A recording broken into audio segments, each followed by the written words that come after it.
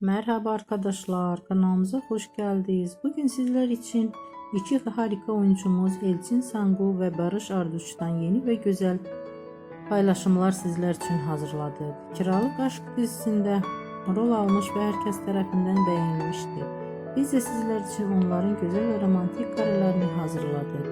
Bu videoların devamlı gelmesini istiyorsanız kanalımıza abone olup yorum yazmayı unutmayın. Hələlik bizdən